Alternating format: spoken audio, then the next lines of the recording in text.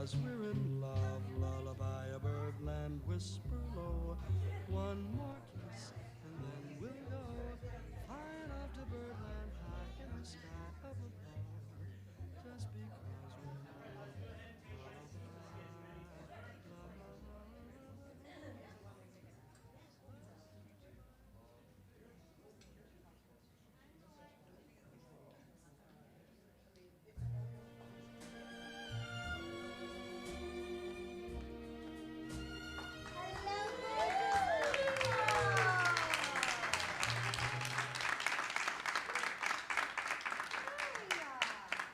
I'm Ellie Dvorkin-Dunn. I'll be your host for this evening. Welcome to Know You Tell It. I know we're clapping again.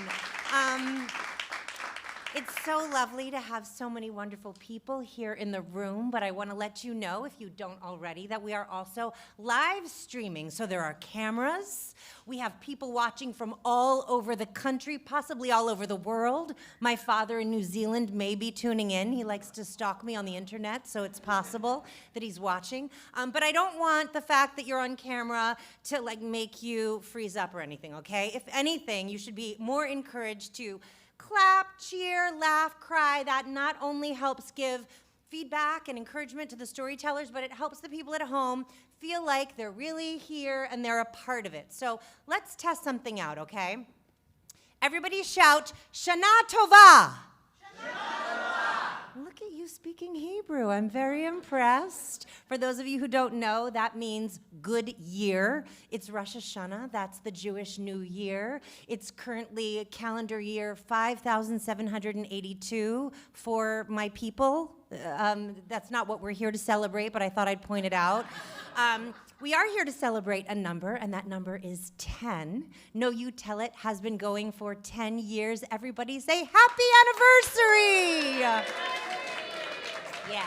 I'm going to make you shout a lot of things this evening, and there are two reasons for that. One is that I always find that when a host makes me round of applause, give us another round of applause, I'm like, all right, I feel like a clapping monkey, enough with the applause. And two is that I haven't stood up in front of a live audience and hosted anything in a long time, so I feel like exerting my power a little bit. So thank you for indulging me in that. Thank you. Round of applause. Stop. No stop. No start. No stop. Anyway, he didn't do what I said, but so I'll work harder. For those of you who have never been to Know You Tell It, don't know what it is, let me explain what we're doing here tonight, okay? So Know You Tell It was conceived by my dear friend, Kelly Jean Fitzsimmons. Everybody say, yay, Kelly Jean! So this is how it works, okay? Kelly Jean, or a member of her team, comes up with a theme. In tonight's case, that theme is Punch Up. And she invites 4 storytellers to write a true story from their life inspired by that theme. And then we get together for 2 workshop sessions where the stories are read aloud and a group gives feedback that helps the writers revise their stories. But the catch is, nobody ever reads their own story out loud. Hence the name, Know You Tell It. Everybody say, oh, now I get it. Thank you, my power feels exerted. So then, about a week before the actual show, we decide who's going to be paired with who, and those people swap stories, and they have a rehearsal with a coach. But these rehearsals are conducted in private.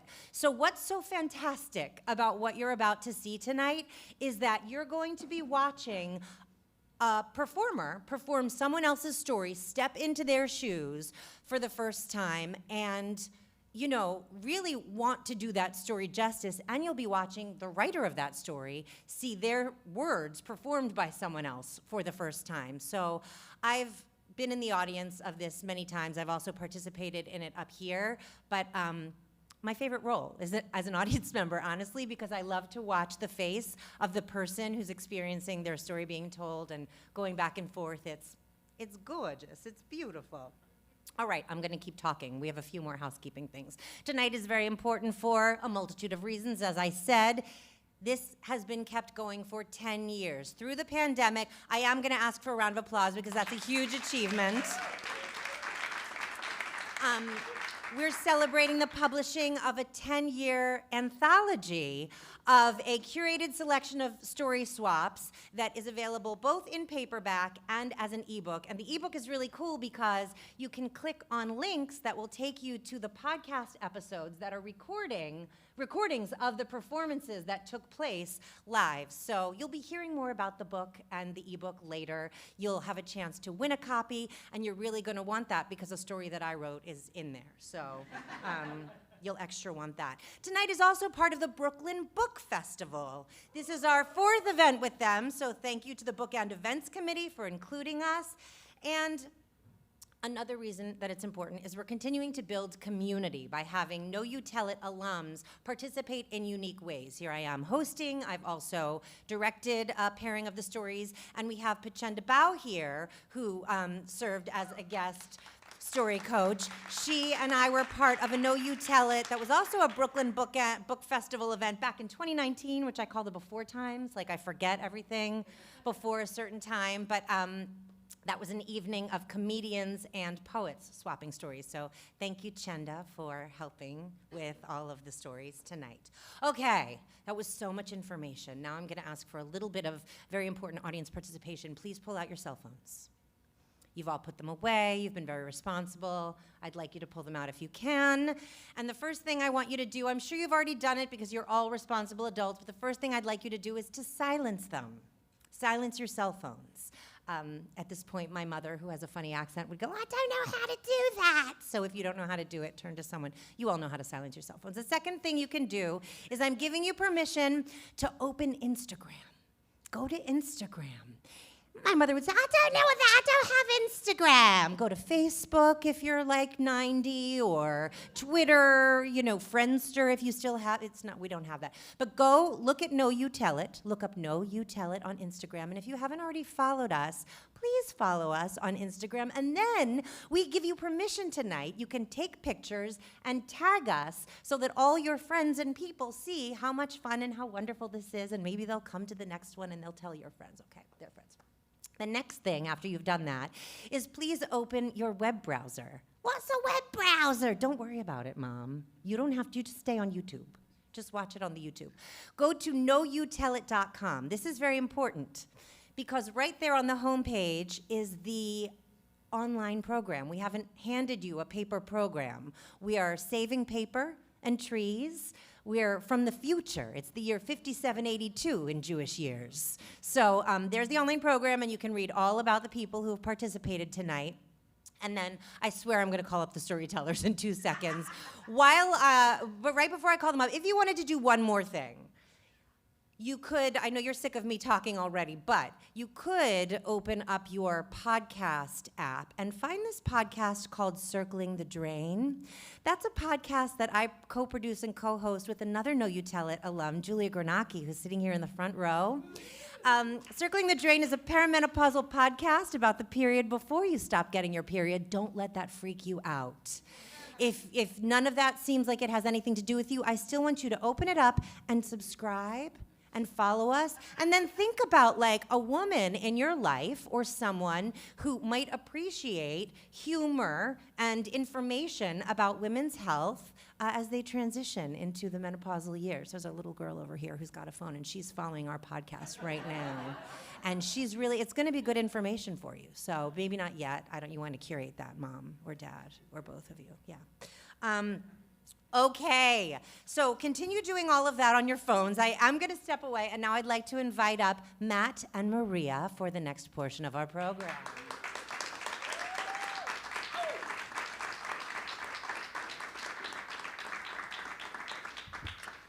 So here at Know You Tell It, we like to do a little, while Maria gets ready to read Matt's story, we like to do a little Q&A with the writer. And I also like to hear the writer's voice so that when the reader is performing their story, I can maybe imagine what they might sound like or what they might be thinking or something like that. Now, I was supposed to come up with questions, but I was so busy memorizing all that crap. I said before that I've turned to books that I bought for a road trip for my family.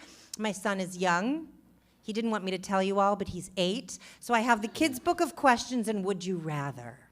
So I'm Okay. going to start with a question from the kids' book of questions, but I found one that can work for adults. So, Okay. Matt, if you could have a round-trip ride in a time machine and travel any distance into the past or future, where would you want to go? I would want to go back to the beginning of 2020. And I would like to make some investments. And then also warn some people of some things. There's a couple contracts that I signed at the beginning of 2020 that I wish I could get the money back from. They were very, very good negotiators, let's put it that way. And yeah, I would like to have not spent that money. I think that's a really good answer. Thank you. Now I'm going to ask you a would you rather, just because it's so short and fun. Yeah. Would you rather, everyone think about this, kiss a fish that's been living in a radioactive pond or roll down a hill while hugging a porcupine? Radioactive pond. Absolutely. Show of hands for radioactive pond? Show of hands for porcupine? See, the people that chose porcupine chose wrong. Because a porcupine's spines will splinter and they become very hard to dislodge. So you are in for pain for a long time. Whereas a radioactive kiss, you know, just take some, what is it? Don't have to French kiss it. Thank you, Michelle. You know, you take some charcoal afterwards. You've Right. absorbed some of that radiation. The taste, also get that out. You'll be Just, fine. Matt, this is never going to you're never going to be given this choice in real life. I like to prepare. I'm glad you're prepared. Go back to 2020, think Yeah. about porcupines and radioactive fish. All right. Now, finally, we have our first set of stories directed by Kelly Jean Fitzsimmons. This is Confection Resolution by Matt Stores, performed by Maria Rubio.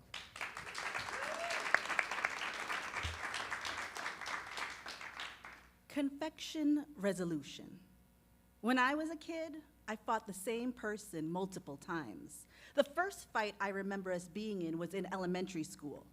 Saying that I remember is somewhat inaccurate. I remember standing across from a skinny kid named Jordan.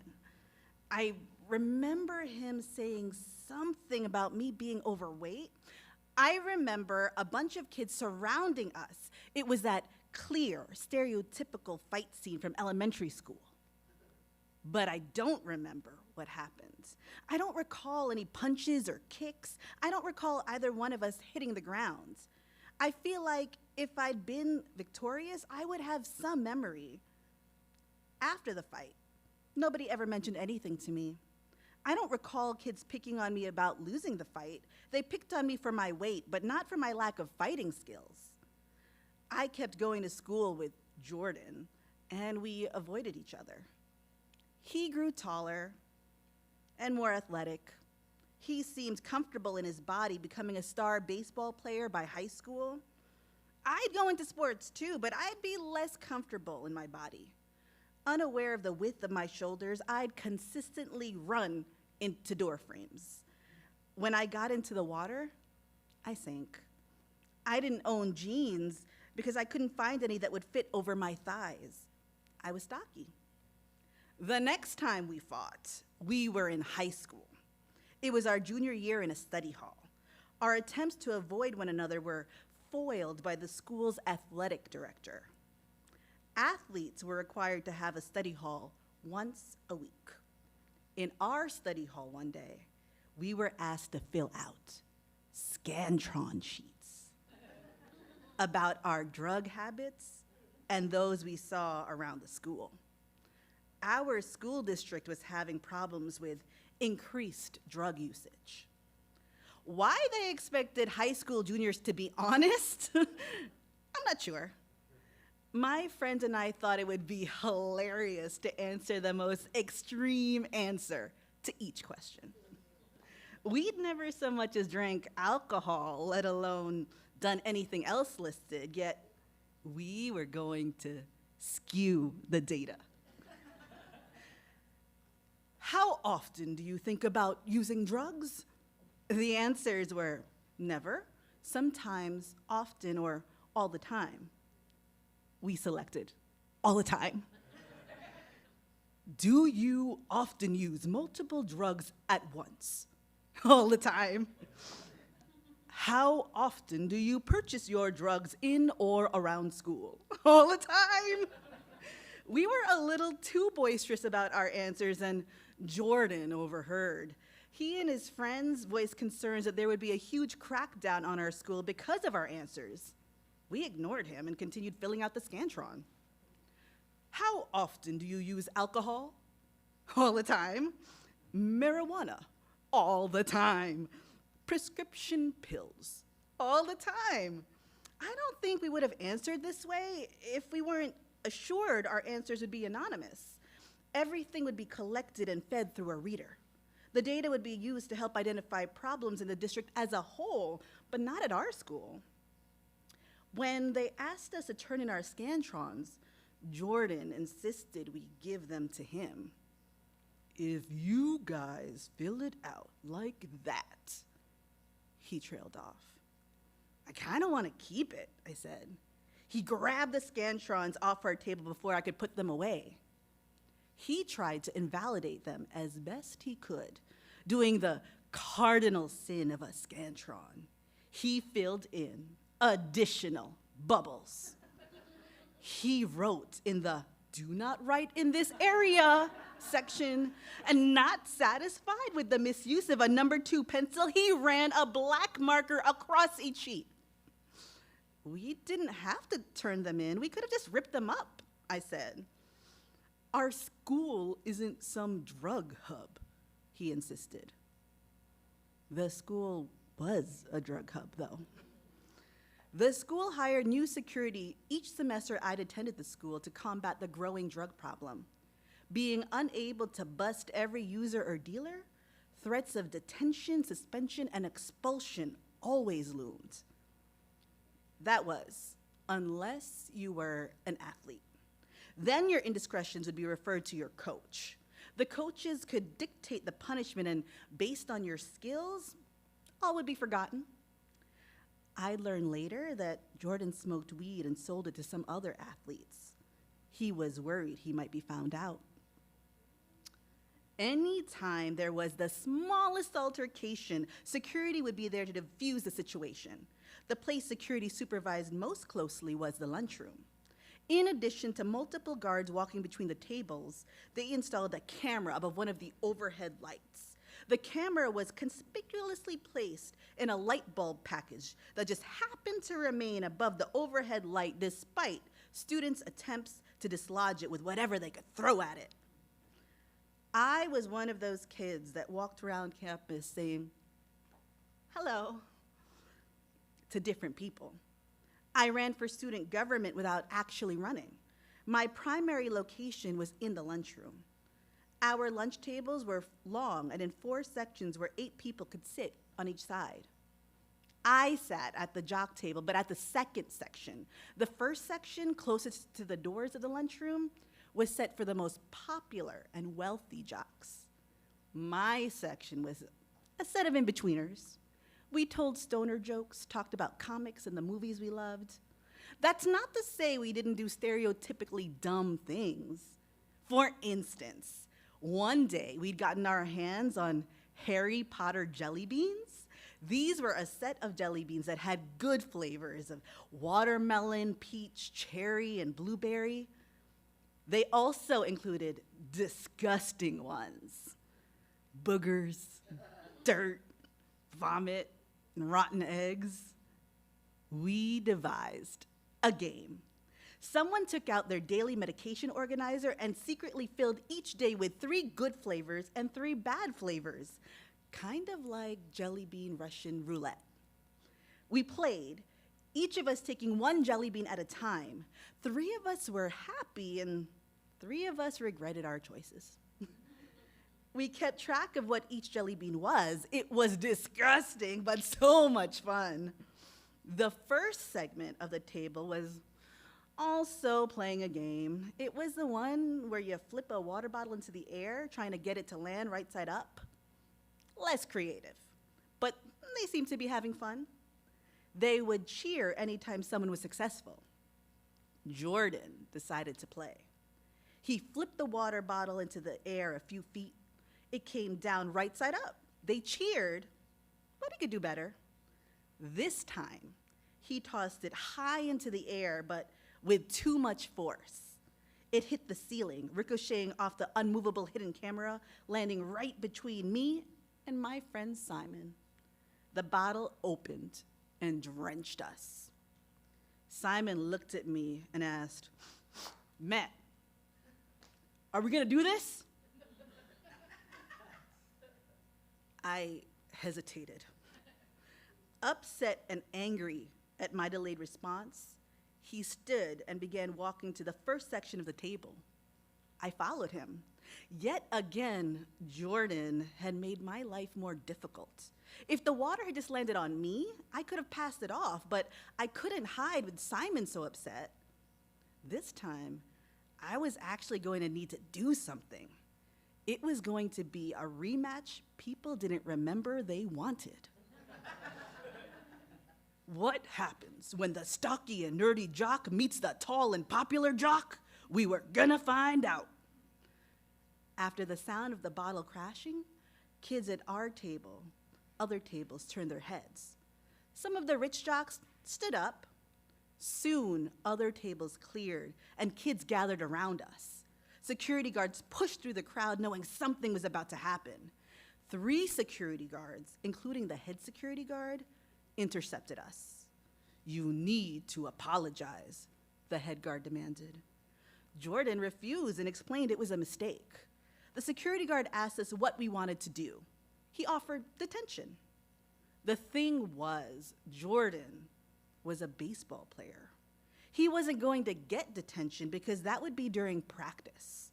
Instead, his coach would make him run some sprints before or after practice. He might get a stern talk, but no real repercussions. Maybe we could go to a vending machine and get water to pour on him?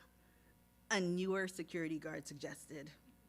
Then I spoke up and said, "I have an idea. He just needs to eat something."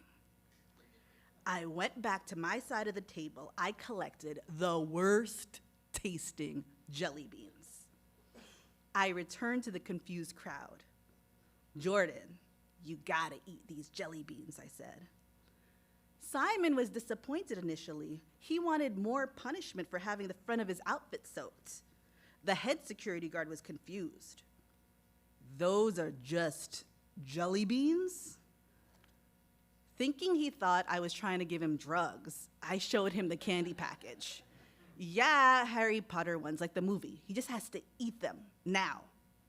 At this point, Simon understood what I planned to do. Simon added, "And if he doesn't chew them slowly before swallowing them, then we want him to get detention during baseball practice." Missing practice would double his punishment. His coach would still make him run, maybe even more. We didn't have to wait long for him to consider. He agreed to eat the jelly beans. Jordan thought he had gotten the best deal. He had no idea what he'd done. I handed him the clutch of beans, and he popped them into his mouth. He started chewing them. Before the flavors hit, there was a look of joy on his face. I got away with this. I could almost hear his thoughts. Then he tasted the flavors. I imagined the beans fought to create the worst flavor profile. He tasted vomit. Then there was a kick of boogers, then a slap of dirt. The flavor profile was rounded out with a punch of earwax. He recoiled and retched. Revolted, he stopped chewing. "What is wrong with this candy?" "You have to chew them," I demanded. He kept chewing, squirming as he did so. "If you throw up, you get detention," Simon shouted. Jordan clasped his hand over his mouth and struggled to swallow. The circle around us grew larger. Security couldn't keep them away. They had expected a fight, but now they were trying to understand what punishment had so quickly caused so much pain. The security guards relaxed as Jordan's face continued to recoil as he began to pick bits of the beans out of his teeth. It would be nice to have that water now. We were going to be wet for the rest of the day, but there was no chance Jordan was getting that taste out of his mouth. No, I don't think we can get that for you. We need to get to class.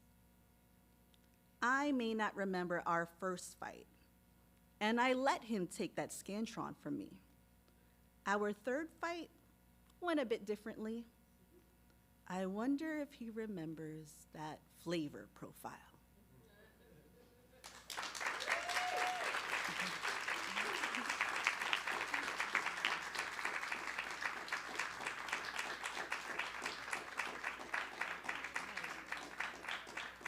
That was a lovely reading. Now, while Matt gets all cozy, we're going to interview Maria. You now know the books, so you're very excited. Or not. Very excited, yes. Okay, Grav, you're very excited. Yes, Highly. I absolutely. see it on your face. Absolutely. All right, the question is, of all the nice things someone could truthfully say about you, which one would make you feel the best? Oh my goodness. All the nice things that someone could say about me. Truthfully say. Truthfully say. That makes a difference. I mean, it's just Yeah, from the absolutely. words. Yeah. I think the nicest thing someone could say is that I'm a good mom. Yeah. I know that's true. Thank you. Yeah, that's a good one. That Yeah. doesn't really require much explanation. Now we're going to do a quick would you rather. I have chosen this. Okay. You can see I had fun going through and selecting it. I have not a lot of free time, but when I do. Would you rather spend a day wearing wet jeans Okay.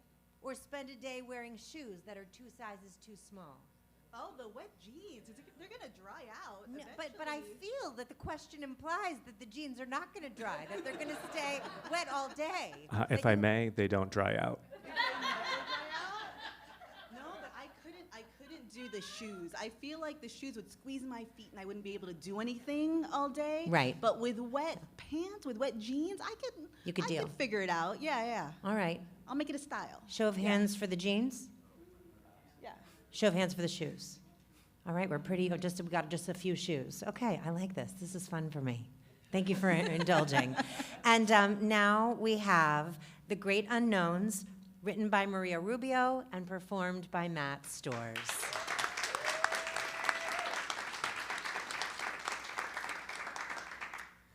The Great Unknowns. The first time I go to the beach at 69th Street and Beachfront Road, I am amazed at how the dark little back roads of the hood turn into an expansive, smoothly paved beach.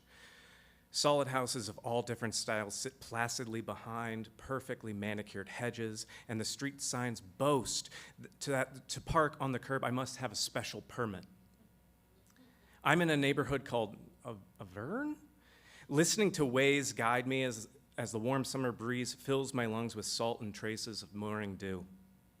There are few cars on the road at this hour, and the ones I see going in the same direction as me all have the surfboards attached to their roofs. I'm making my way to the beach from a 12-and-a-half-hour shift at the emergency room of a Queens hospital, and as the night's events unfurl slowly into a safe blanket of memory that I may admire from my rearview mirror, I am scanning the streets for parking spots thinking that I don't belong here because this place looks like money, and money and I don't have the best relationship.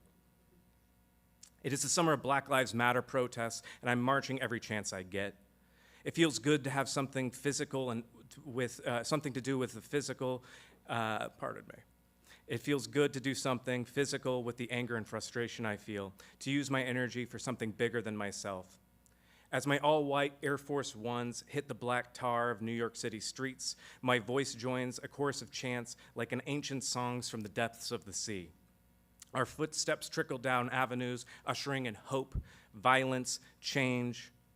When my kids call from hundreds of miles away to ask how I'm doing, I tell them I'm okay. Concern clouds their little faces from their tiny screen on my phone. Are you sure, Mama? You don't look okay. They're old enough to understand the words pandemic and deadly. They know me well enough to know that I'm the type of charge nurse who dives in front of a patient's punch, the type of person who jumps into the line of fire. I wonder if they're watching the protests on TV, scanning faces for me, hoping that I'm safe in the masses instead of getting arrested at the edges of the crowd.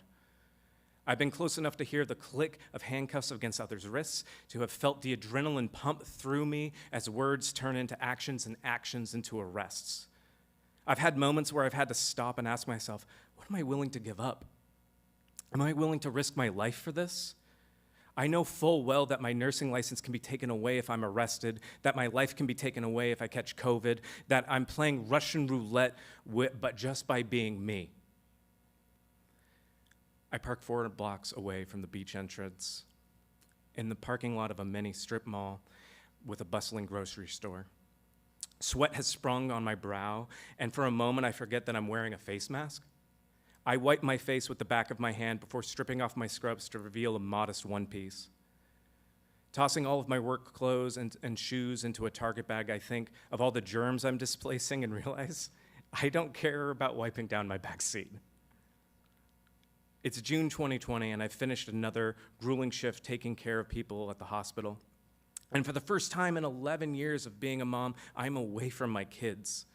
I've sent them to Tennessee to live with my Tito and Tita while I take on as many shifts as possible. And because they're not here, I don't care about keeping my car clean. In fact, these days, I don't care about much. Years ago, I found out that my ex had stopped paying our mortgage. It has been tens of thousands of legal dollars and a heap of emotional trauma later, and I'm still in the process of stopping foreclosure. I worry about the trauma that losing the house could inflict on my kids, and then dull my anxiety with another shift at the hospital. This ebb and flow of my day-to-day worry, work, it seems to be working these days. I'm too tired to worry, but all I do is work. Nurse staffing agencies are emailing and texting me. My hospital is paying top dollar COVID rate, and for the first time in my life, I think I might be possible to catch up on my debts and maybe save a little too. All it took was a deadly worldwide pandemic. When my feet meet the sand, I'm reassured by its warmth and softness. Nothing in New York City is supposed to take care of me. That much I've learned from the moment I took my first breath at Brookdale Hospital. And yet, this here. Maybe my Filipino roots remember the sand on a distant shore, and all I know is that it's comforting, and I need that comfort. Every day I hear stories of my colleagues succumbing to this novel virus. People are speculating it's a hoax. The refrigerated truck in the back of the hospital is being filled with bodies. And every night I go to work and prepare myself to administer chest compressions. My forearms hum with the ache of the very thought of a code. I think of the ACLS cheat sheets that I made in nursing school, recount the medications and the intervals between each administration, quiz myself on EKG patterns. A montage of patients, beeping medical equipment, overhead announcements, a stampede of feet seep easily to the forefront of my brain, and I think towards my first surfing lesson, and I think, I need this. It doesn't make sense. I'm a proficient pool swimmer at best. I have never wanted to surf before in my life. I am physically and emotionally exhausted, and yet here I am at 8 a.m., putting on a wetsuit and trying to retain information on how to properly pop up on a board. My instructor is a woman in her 20s who is patient and kind, a lifer who has waves tattooed on her ankle. From her, I learned that surfing is basically Cobra pose into Warrior II pose. And somehow transcribing her instructions into the familiar language of yoga makes me feel more at ease. I can do this, I think to myself. This isn't that new to me. And before I know it, I'm belly down on a surfboard, digging outstretched fingers and forearms elbows deep into the Atlantic, stopping only when my instructor tells me to stop. We are far enough away from the shore that I can almost forget the loneliness that will sting me when I step into my home. We are far enough away from land that I can forget about everything that exists there. I can almost forget about the crush of responsibilities and mistakes, errors and judgment, the risk to save lives. I can't make out the faces of the people sunbathing closest to the water, or the faces of patients I saw in the AR, and yet I can feel them. My skin prickles with heat of their fear and frustration when they yell at hospital staff. I can sense the blaze of embarrassment pumping blood to the surface of their cheeks in the angsty corridors of every unit. The din of enraged complaints melts into a crash of waves surrounding me. It's unclear what everyone's mad at. Are the patients mad at staff? Are they frustrated with the hospital? Are they beat down by life? Or is it something or someone else entirely? Burnout is real in both sides of the hospital-issued ID. I think of my colleagues so tired and overworked, some lashing back out in frustration. I think of my mother, a retired nurse who had a treasure trove of stories of abuse from patients, a woman too kind to retell these tales and instigate emotional response. I think of the protests and notice an overlap. It's difficult to exist within the current systems, all of them. Sitting on the sea at the mercy of something so much greater than myself, I can't help but think about how easy it is to be hurt. Who falls prey to unfortunate events? Who doles out punishment? And who gets away with it? In the hospital, I see it all the time. The homeless person, the sex worker, the arrested patient, the non-English speaker, the smelly patient, the rude patient, the ones who need kindness the most and who are so easily abused by systems that value profit over people. I see trained professionals doing their best to provide care while preserving themselves. And how impossible is this feat? How utterly necessary yet impossible is it to survive a torrential downpour of all this pressure? The lives seeking assistance, the souls needing care. Where else in America can you go at any time, day or night? Ask strangers to care for you and expect that need to be met. My instructor tells me to paddle out, and I see a line of surfers who had been patiently waiting out in the water and are now belly down on their boards, skillfully threading their arms in the frenzied current. I frantically mimic the behavior, and the water and adrenaline rush to my head, and I hear my instructor yell, "Pop up!" And my Cobra Bros miraculously jumps into Warrior II pose, and yes, I'm doing it. My feet planted solidly as my torso navigates propulsion of force with whose magnitude is overwhelming. Pride emanating from my outstretched arms, core adjusting to the unsteady course of direction I find myself moving in. Because of beginner's luck, or my ancestors' island spirits, but definitely not skill. For several seconds, I know no greater high than the euphoria of that very moment before I come crashing into the waters and my whole body is swallowed by the ocean. Submersed in the salty tides, free-falling until the tug of the ankle leash reminds me of the styrofoam surfboard, I somehow do not succumb to drowning. Before I can remember that I don't swim well, that I should too be exhausted to move, that my heart hurts too much to feel pleasure or pain, I am maneuvering my limbs and finding rhythm that propels me forward. My intuition is leading me to where I need to go. My common sense is dictating that the board is a gigantic float device and my breath is steady. I find the energy to break free of the ocean's embrace, jump past the crest of waves, exhale any trace of foreign liquid from my body, and fill my lungs with air. When the shore is close enough that I can put my feet on the ground and expect to be met by sand, I fish the rented surfboard from the waves and start walking. With a certainty that is foolish at best, I turn around and face my instructor. "I'm ready," I say as my second wind finds me. "Let's do this again."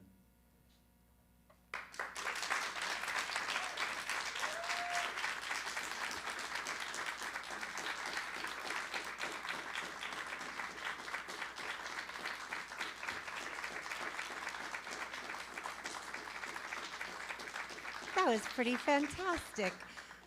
Now I would like to invite up our next pairing. Please join us, Ida Zalelian and Jen Waring.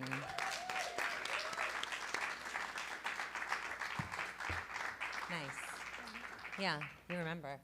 Earlier, during the rehearsal portion of the evening, Jen and I had a very fascinating discussion about camel toe, but we will not be continuing that discussion now. It did start with boobs. Boobs to And then camel it toe. moved, so- It's a natural progression. Normal. That's for another show. Maybe we'll curate that. Take that on the road. Yeah, I think that's a great or not idea.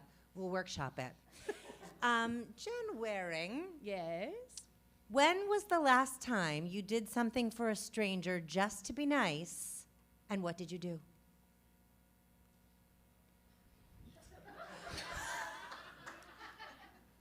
Well, earlier, a random person who came in spilled some of his beverage, and I You did. found paper towels and cleaned it up so no one else would fall down. You're welcome. She did do that. That's a great answer. Thank you. So, I don't know, 26 minutes ago? Well, that was the last time, and it was very recent. And now, thank you for Welcome. doing that, because I didn't want to. No, fair. It didn't even occur to me. That's how shitty I am. You have taller shoes on. I It don't would've taken know. longer to bend over. My head was elsewhere. Would you rather, Jen? I like this one. It's so weird. They're weird. Would you rather take a bath in a tub full of macaroni and cheese or a shower under a stream of barbecue sauce? Oh, mac and cheese, hands down. Get in the tub. Let's all get in the tub. Mac and cheese. I was having you raise hands earlier. Can I get if your answer is mac and cheese, can I get a woohoo? If it's barbecue sauce, can I get a wee-hee? You see, I knew nobody would say that. That's why I gave you a weird sound You'll to make. never get the barbecue smell off of you. You will smell like Right. barbecue sauce for the rest of your days. And I think- he is wrong. Yeah, wee is wrong. Camel toe also. Yeah. Well, It's fine. It's your call. We're not judging. We don't judge. I directed this next set of stories, but I don't even know what that means because they didn't really need any direction. They're fabulous. So we are now presenting Shaman Says by Jen Waring and performed by Ida Zalelian.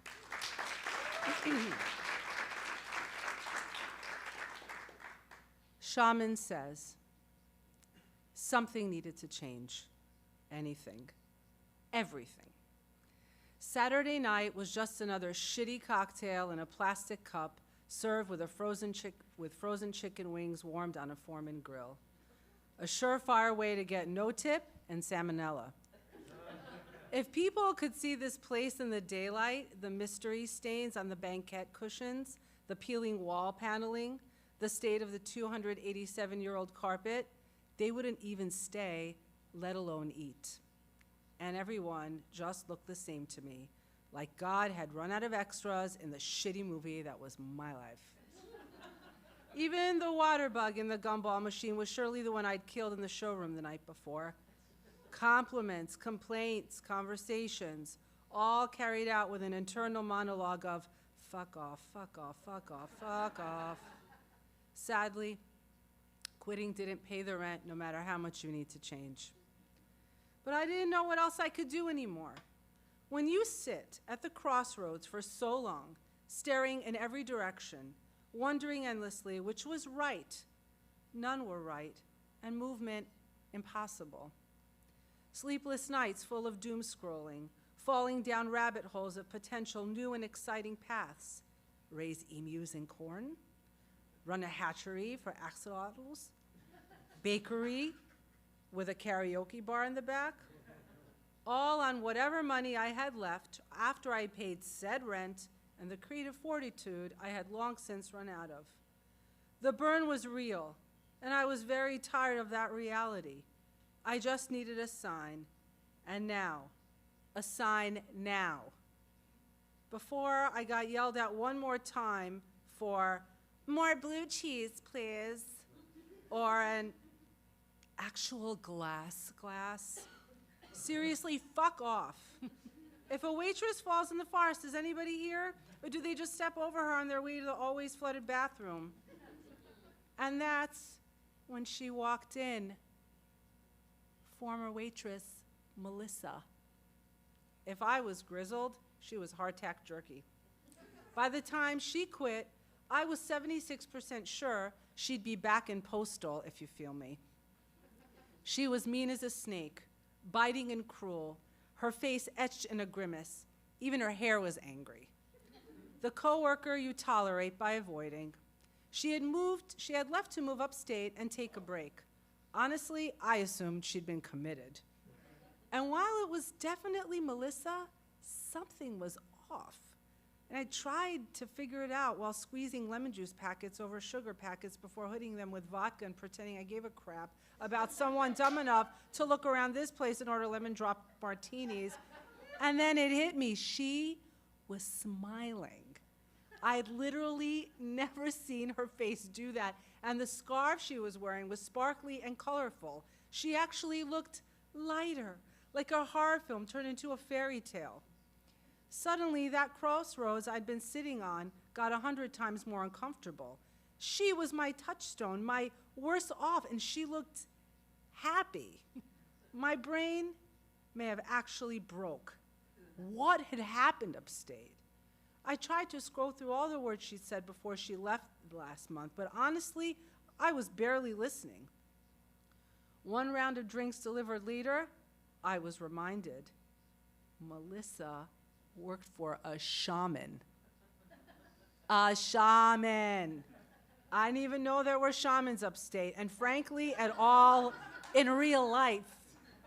And apparently, her shaman was in the city taking limited appointments. A shaman did this? Rude question? Maybe. I didn't care. This shaman clearly was fucking magical. She put Melissa's spirit on a diet and she lost 200 pounds of anger. The whole 30 of energy renewals. I did the whole 30. I wasn't renewed. I'd seen psychics and therapists and been forced to take a chakra workshop once, and I wasn't renewed. I had to see this shaman. One of those limited appoints was mine. It was my time to be renewed. I have never felt so sure I'd found my sign. If this shaman could shamanize Melissa into a new and, dare I say it, happy and shiny human, surely she could help me figure out how to move past this hopeless crossroads and save my own life. No fee was too big, no time too inconvenient, and since I would alarm people if I showed that much enthusiasm for anything, I made my work wife score us the times. She'd weave a web of pure, endearing excitement, and those appointments didn't stand a chance. Now, having never been to a shaman, I was unsure what to expect. Wifey saw the shaman first and texted such gushing, glowing nonsense, I barely knew how to contain myself. The shaman had called her out on her neediness, her codependent nature, had encouraged her to meditate and grow from a place of strength. That kind of honesty is a gift. They had sat opposite each other, making deep eye contact, incense burning, crystals infused and gifted. I was so excited for my crystal infusion. By the time I arrived at my appointment, I was so looking forward to punching up the story of my life that I could barely stand it. The shaman had been granted space in a nondescript midtown spa. Melissa was glowing away as she checked me in, and I was so glad I had put on my sparkly earrings. I could glow for a change. I was ready. "You're going to love Rana," she enthused. "She is going to change you." The room I was led to was white and tranquil, with a hint of tinkly spa music I normally hate, and a massage table smack in the center of it. I wasn't sure where we would sit to solve all my life's problems, so I perched awkwardly on the table's edge. I didn't know what to expect, but she wasn't it. She was tiny, very thin, breakable, with a huge amount of long dark hair, like a stick figure drawing come to life. Right or wrong, I was expecting more of a medicine woman. A hardy woman with size and strength and wisdom pouring from her every glance. Not a small, furtive woman I felt should eat more. Rana moved through the room like a parakeet, too freaked out to land on a perch, and barked at me to strip and lay on my back and flapped her hand toward the robe hanging on the back of the door. Sure, I was confused, but maybe my spirit was speaking to her differently. She knew I didn't need to talk. I needed to tap into my potential, my future, and that was done in robes, of course. Once berobed, I lay on my back and waited. And waited. And waited. Was anything going to happen? Was she eating something? Sitting in my own silence is not something I do well, as my darkest thoughts take advantage quickly, and I get lost in negative town. Population 1, 0 sparkle. And seriously, this music could fuck off. Do people really find this relaxing? Rana came in with such force and purpose that my heart stopped. She stopped the music, heaven, dimmed the lights, circled me twice, paused to run her fingers through my hair, gathering it, extending it, tugging it. I was breathless, excited. I was a little turned on because, frankly, it had been a while. I heard her ragged inhale and found myself doing the same. She stepped to my right, her long hair brushing my shoulder, and aggressively, with excessive force and venom, dragged her knuckles down either side of my left arm, shouting, "Hoo-wee!" and ran out of the room. I lay there, stunned, rubbing my arm to soothe the pain from the world's sharpest knuckles, wondering if she was part Wolverine. This wasn't what my work wife went through. She totally would have mentioned this. Hell, even Melissa should have mentioned this. Also, where had Rana gone? I once swam with dolphins while I was a nanny. We had to swim to the middle of this man-made lake and tread water with our arms in front of us in an open circle. It felt like you were treading forever when out of nowhere you felt a huge rush of pressure starting below your feet, and suddenly a dolphin appeared in your arm circle while you squealed with delight, but also almost drowned. That was how the shaman came back in the room. She forced herself into my space, made no eye contact, offered no explanation, and then aggressively knuckled my left leg from the top of my thigh to my ankle, threw up her hands with another "hoo-wee!" and ran out. I did not squeal with delight. I couldn't imagine this is what had elated Melissa, made her look like she had found her purpose, her calling. My work wife got an attitude check, not a physical injury. I was sure I had full-length knuckle bruising, and I was definitely not fucking lighter. As she entered the room for the third time, I was ready for some explanation. "Rana," I said, "is this your norm?" Shh, she shushed me. She massaged my remaining limbs, firmly but without excessive pain. She looked thoughtful, focused. She put her hair in my hands, exhaled with a normal volume, "Hoo-wee." I felt the stirrings of a peace. Finally, we were getting somewhere. "You have a weight you need lifted," she said. "A weight holding you back," she murmured as she came back to my side. Tears gathered in the corners of my eyes, hundreds of pounds of failed auditions, shards from my broken heart gathered in my body as a million voices mocked, "Oh, you're still just a waitress?" in my head. I felt the lightness I saw in Melissa. I felt the page turning on the script of my life. I saw the sign God hung for new extras. And then she put her hands on my belly and grabbed hard. There is no one anywhere of any size who wants their belly grabbed. This was the height of aggression. "This weight is because of your mother. You keep her needs away by staying fat." No. Knuckles run down my right arm.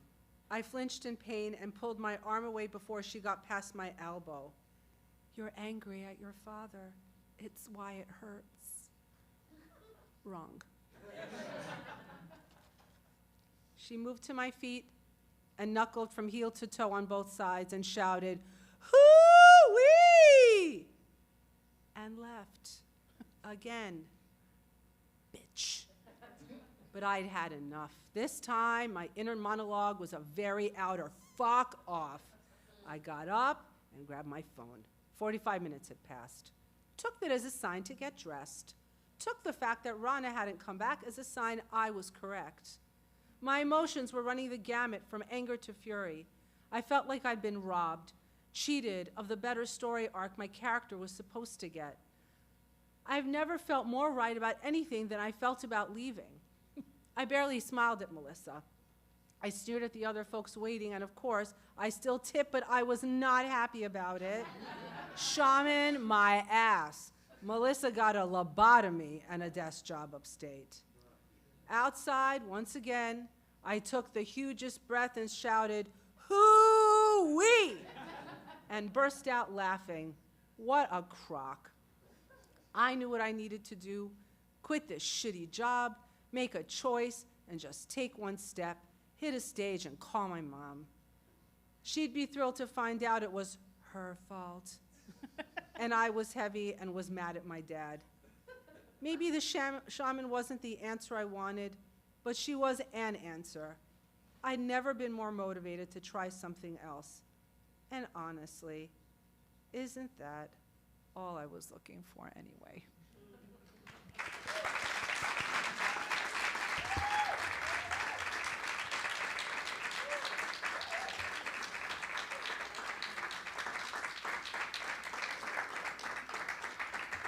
Beautifully done. Ooh-wee! While Jen gets all settled, it's time for your question, Ida. Are you ready? I'm ready. All right. Ida Zalalian, what is your biggest fear? And how would your life be different if suddenly you weren't afraid of this anymore? It's like you can't say shamans. Or you can, if that's true. You caught me so off guard, I have to actually answer this honestly, because Oh, I can't great. scramble for a nonsense answer. I guess my biggest fear in life would be failure, and what would happen if I... How would your life be different if you weren't afraid of this anymore? I wouldn't succeed at anything. So being afraid to fail is what makes you push through and succeed. Correct. That's fucking inspiring. Thank you, Ida. I like it. But now a would you rather, which is really what we all want to hear about. All right, this is the last one. Don't be sad. You're sad. You're my friend, and I own this book, so it could be never ending. Never ending would you rather. Always mac and All cheese. day. Just eat your way out of it. I would eat my way out of it. It's so much gluten. That's a weird thing to say. Would you rather? I had a discussion with Jen earlier about feeling feral. Like when it's your first time, like since COVID, this is really my first time, like in front of people under lights. So I'm sorry if I've made you uncomfortable at any moment this evening. Ida, would you rather live in the apartment below professional yodelers or live in the apartment below the drummer for a heavy metal band? A heavy metal band, 100%. No hesitation. No one, 100%. Let's go back to hand raising because it's calmer. Yodelers? Yeah. Heavy metal band. We're about 50-50 on that one. All right. Whoever meets us at the bar later, we can discuss this deeply. And now you will be hearing one final lesson by Ida Zalalian and performed by Jen Waring.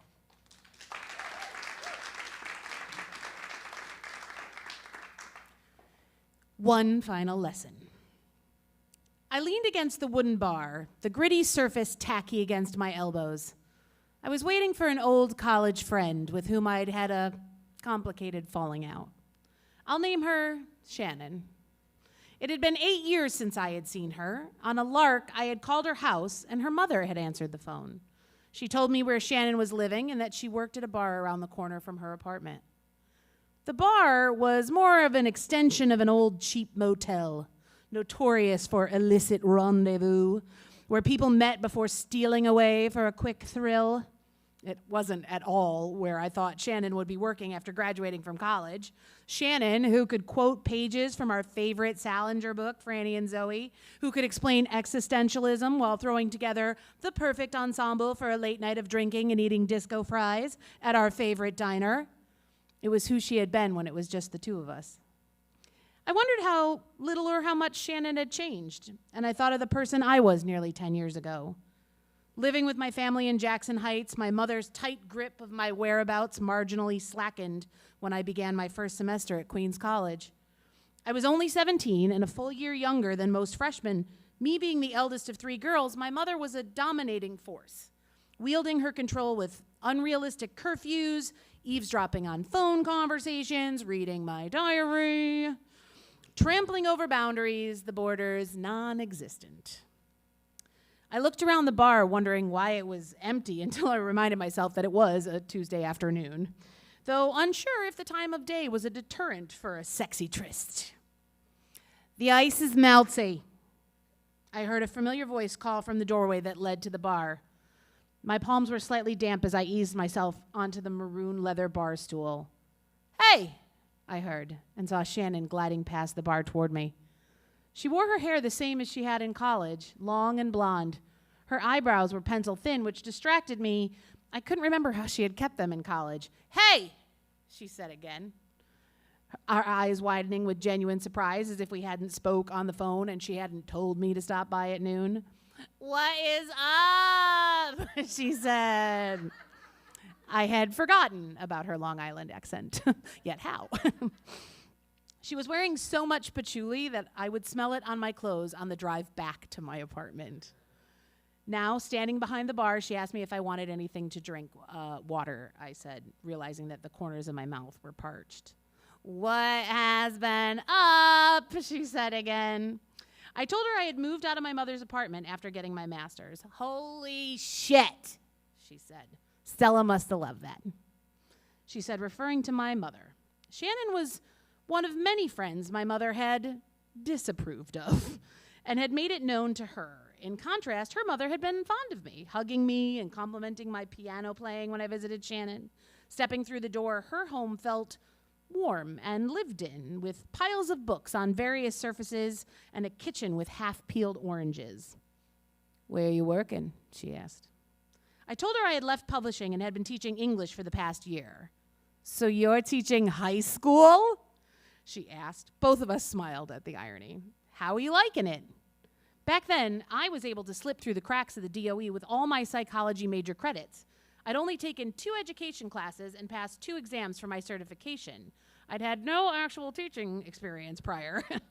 I told her I was sure the principal had hired me because I had my master's in creative writing, which I had pursued on a lark. "I really should go back and finish my writing master's," she said. "I have like 10 credits left or something. I've been here for like 2 years, but I have to get my shit together. My mother's been on my ass."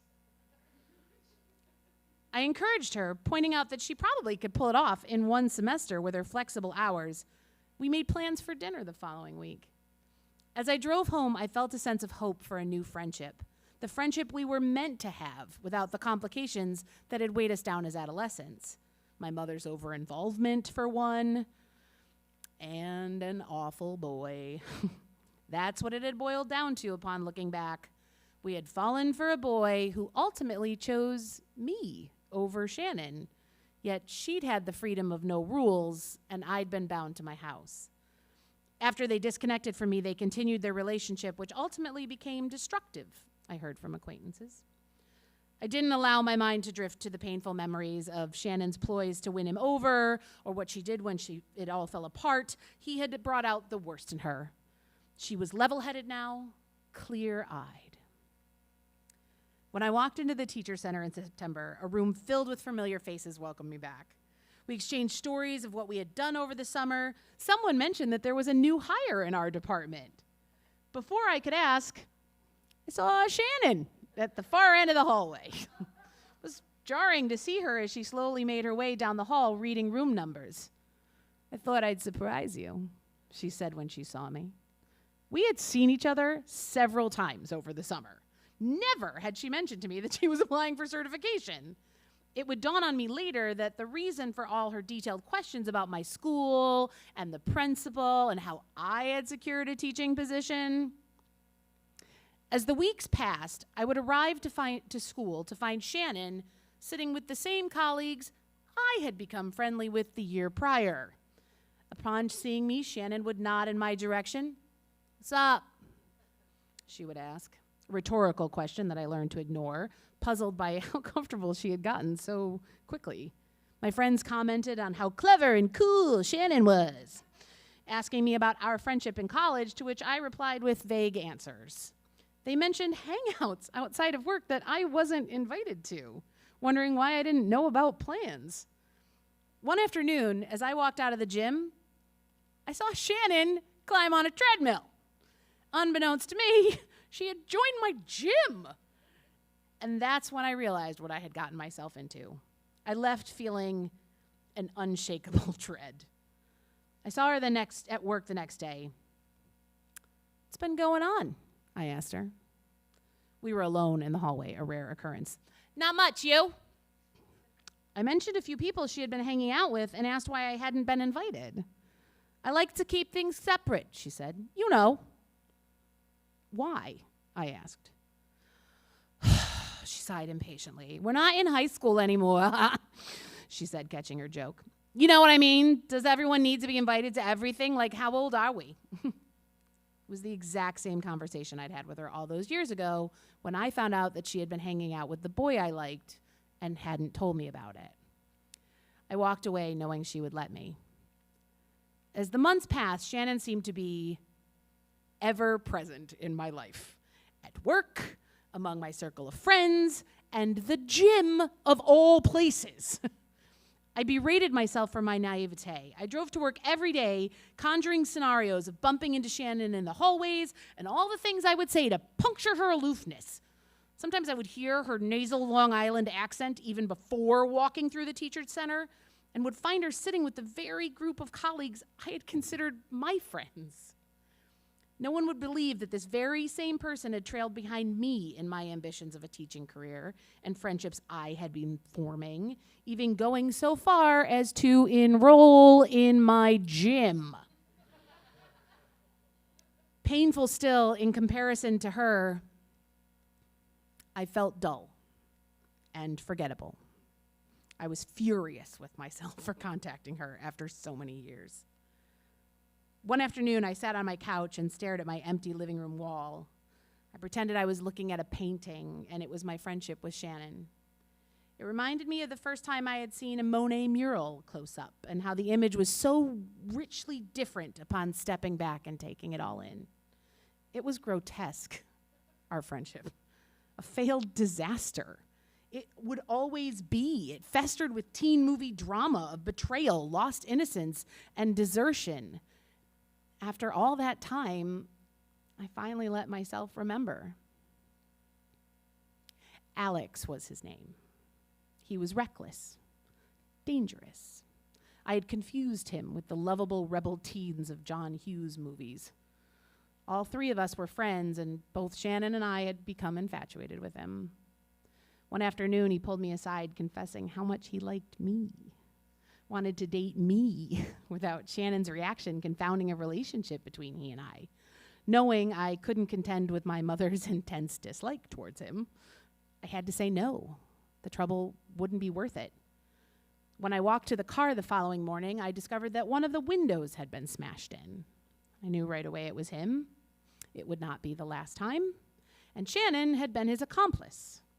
After that incident, Shannon withdrew into a stranger, ignoring me on campus. All these moments unfurled, one overlapping into the next like a horror show. She and Alec walking past me on campus and him spitting in my face, unprovoked. My phone ringing persistently at odd hours of the night and being hung up on over and over. Finding all the tires of my car deflated one afternoon when classes had been canceled because of a coming winter storm. I ran into Shannon a year later during one of their falling outs, and she offered a sheepish apology and walked away. Years later, I would Google his name and find that he had been arrested for a string of burglaries and was serving time at Rikers. During the time Shannon infiltrated my life, I had been writing short stories. I came across an anthology accepting young adult submissions. It compelled me to write my first YA short story. I wrote from the perspective of an angry teen and her fractured friendship with her best friend, a vapid, sly girl who nearly gets away with a cleverly devised betrayal. At the end of the story, both characters are at a party where the narrator reveals her enemy's true nature and proceeds to beat her to the ground. I did little to conceal the enemy's name, changing Shannon's name to Sherry. I felt in control for once, using my words as I intended, wrestling my chaotic thoughts into coherent, powerful moments. To my complete shock, I received a notification of acceptance. When the story was published, I sent out an email blast with the link to the story. In my usual self-deprecating fashion, it had not occurred to me that anyone would actually read it. But they did. I was approached by colleagues at school congratulating me, and yet I was still unaware of the transparency of my story until one afternoon. The English department was sitting through a professional development meeting, and as luck would have it, I ended up sitting next to Shannon.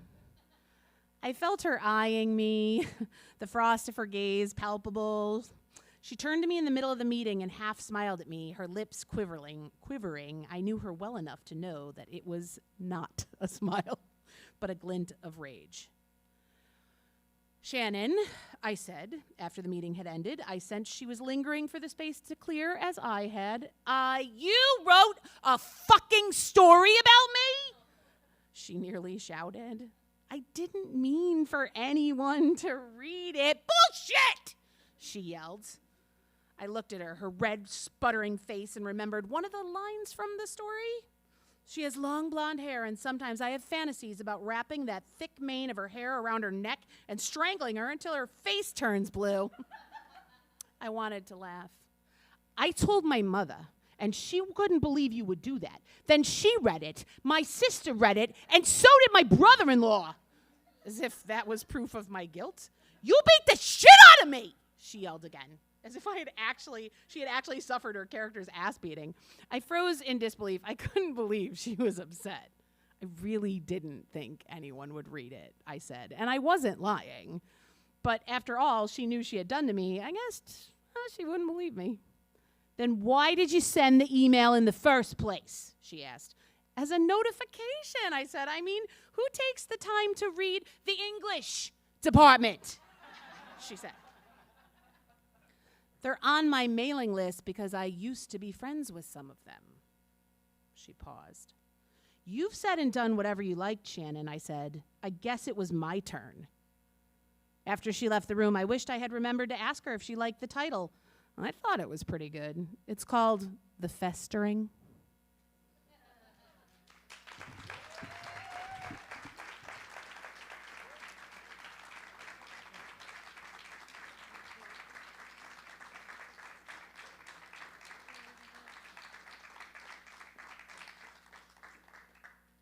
That was amazing. Everybody did such a good job. I'm so proud of you all. We're keeping Jen here for a second because we are going to pass this bag. It's like pass the hat, but it's pass the bag. I've lost my place. We're going to collect money for Friends with Four Paws. This is an organization that Jen's going to tell you about because it's very near and dear to her heart. But I do want you to know that the first $50 will be matched by No You Tell It. I don't ever bring cash with me. So Jen, when you come up here, I want you also to explain how they might donate virtually, okay? All right, so I'll start the bag over here. We'll pass it around and Jen will explain. Oh my gosh, so first of all, thank you. Thank you, No You Tell It, for matching the donation, which really, nobody has to put anything in because they've got it. Put money in. Friends with Four Paws is a rescue that is, we rescue dogs mainly, but sometimes cats and guinea pigs from Oklahoma, which is, the South. They're not big on neutering. So just, lots of dogs everywhere. And so we rescue them and we bring them up here to the tri-state area where we get them adopted and into loving homes. And none of the dogs are ever in kennels. They're always in foster homes. So we have a network of fosters that we provide everything for with, bag donations such as this. And yeah, so you can find us on the interwebs, as the kids call them, friendswith4paws.com. And you can Venmo if you don't have cash. At Friends with -4 paws. And we're in the. Why am I telling anybody this? It's in the program. Go to the program. Okay, but also thank you very much, and the dogs thank you, and they're not dead, so thank you. Okay, bye. We have a few more thank yous. We want to thank this wonderful venue, Culture Lab, the space generously provided by the Plaxall family. And they want you to know that they're in between exhibitions right now. So art is being changed over. If you want to come back, October 1st is the start of the next exhibition. But you should absolutely check out their website because there's all kinds of amazing events and outdoor live music things. And if you saw that big space, it's just, I've been here and it's a cool evening. It's a cool night. And especially thank you to Edjo and Paul for their work tonight with the cameras and the sound and all the things. I also want to thank the Queen's Council on the Arts. Know You Tell It is a proud recipient of a 2022 Queen's Arts Fund grant, which helped make the show possible and free for you, unless you choose to make a donation, which you can do at knowyoutellit.com. It's in the program. The Queen's Council also helped us to produce the 10-year anthology, which you will have a chance to win during story trivia, so I hope you are paying attention. And speaking of trivia, I would now finally like to welcome up the creator and producer of Know You Tell It, Kelly Jean Fitzsimmons.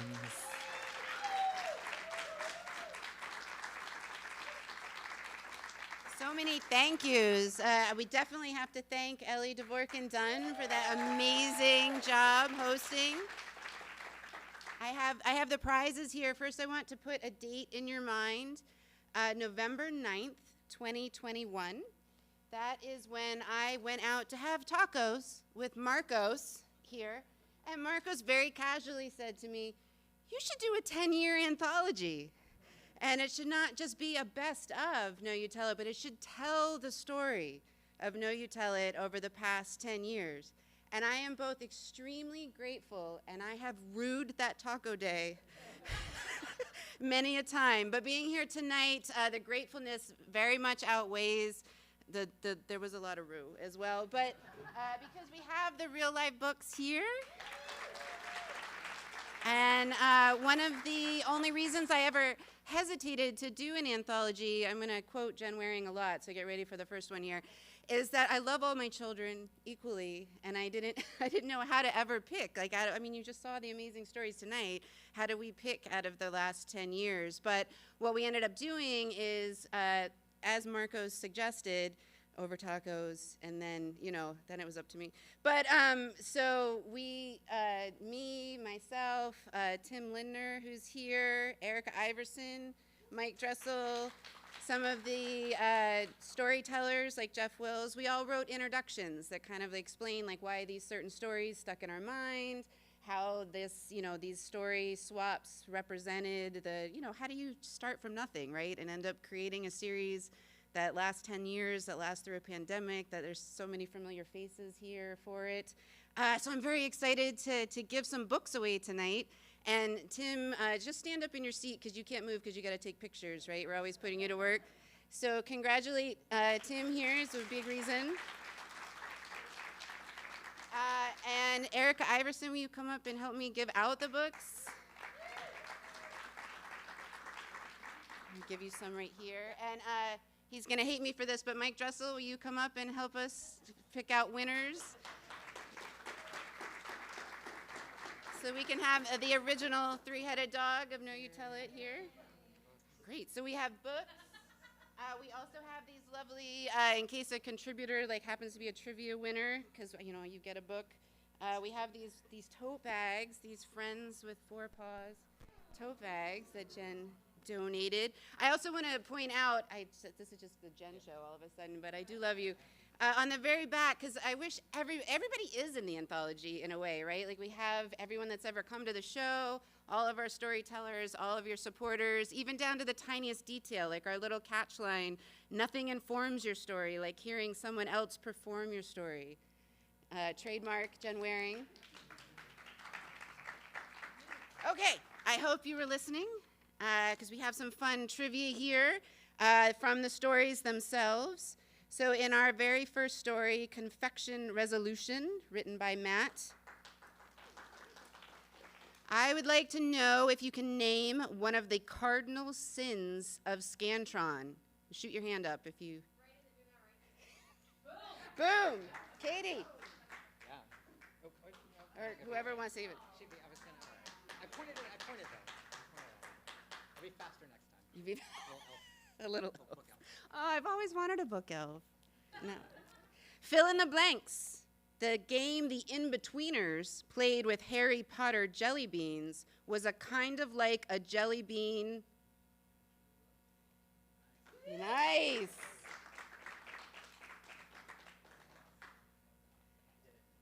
I did it. In The Great Unknowns, written by Maria, name one of the yoga poses the narrator uses to get the hang of surfing. Nice. So give Michelle a bag. Nope, bag. She got a book. Then you don't get 2 books. Okay, well, I will work that out after. Okay, the narrator is playing Russian roulette just by being what? In The Great Unknowns. Yes.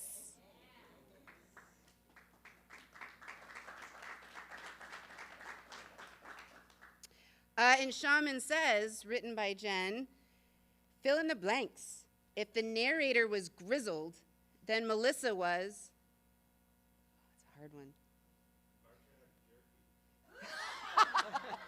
Josh, for the win.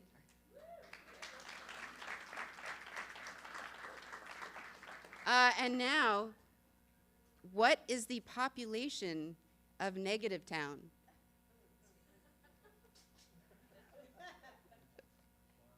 That was the saddest little one.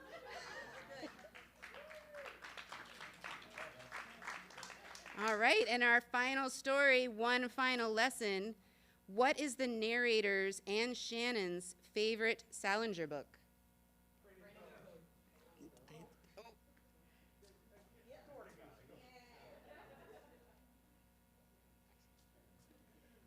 When the narrator stares at her empty living room wall and pretends it is a painting of her friendship with Shannon, it reminds her of seeing what for the first time? Who said that? Nice. Yay! Yay! I love it. I love it. I don't know what else to say. Ellie, this is when I told you were going to remind me if we've forgotten anything. I don't think so. I don't think we've forgotten it. I think we covered it.